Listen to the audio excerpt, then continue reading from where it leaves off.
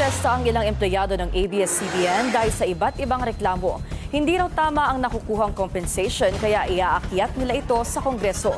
Ang detalye sa Agenda Weekend Report ni Isaiah Mirafuentes ng Abante. On the rack pa rin ang Kapamilya Television Network na ABS-CBN. Matapos i-anunsyo ang bahagyang pagbangon matapos mawala ng prangkisa, niyanig naman ito ng mismanagement issues at hidwaan sa loob ng pamilya Lopez na may-ari ng kumpanya. Nangako ang ABS-CBN na hindi apektado ang kanilang mga empleyado sa internal dispute ng kumpanya. Pero may plot twist pala.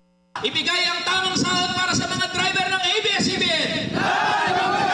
Ibigay ang tamang benepisyo para sa mga gawang driver ng ABS-CBN!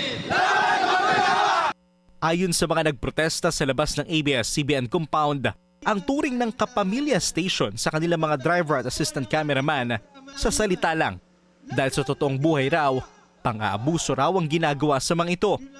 Kaya naman lumabas at nagprotesta na raw sila dahil umano sa pambubuli at panggigipit sa kanila ng kumpanya. Si Violeto, mag-iisang dekada ng driver ng ABS-CBN News. Pero hindi pa rin siya regular. Almost 10 years na contractual na nga, overwork pa raw siya.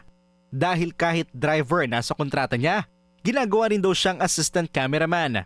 Pati kami minsan, nagiging assistant reporter din kami, nagiging assistant cameraman. Uutusan din kami magtanong-tanong, maging researcher, maging lahat ng trabaho na dyan, halos amin na eh. Tapos babayaran kami 100 piso.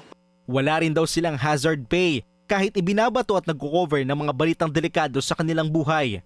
Kumbaga, pag pumasok kami, hindi na namin alam kung makakauwi pa kami sa pamilya namin na buhay. Dagdag niya, 100 pesos lang daw kada araw ang binibigay ng ABS-CBN na dagdag umento para sa dagdag nilang trabaho. Sawa na rin daw sila sa mga pangako ng management na palagi rin naman daw napapako. Katwiran daw kasi ng ABS-CBN na sa agency daw kasi nila ang pananagutan. Kaya ang hamon ng mga driver aabot na ngayon sa Kongreso. Kung dati ay umingay ang pagdinig sa prangkisa ng kumpanya, ngayon raw ay gagawa ng ingay sa kamera ang hinaing ng mga trabahador na hindi nila itinuturing na empleyado. Kaya pag sinabi ng ABS-CBN na hindi totoo itong binabanggit namin, ako mismo ang buhay na patunay na yung mga driver ng ABS-CBN ginagawa ninyong assistant cameraman doon mismo sa Kongreso. Lumapit tong mga manggagaway, wala na silang matakbuhan. Pagbubunyag pa ng ilang driver, marami pa raw ibang gustong magsalita pero hindi magawa dahil nagbabanta ang ABS-CBN na tatanggalin sila.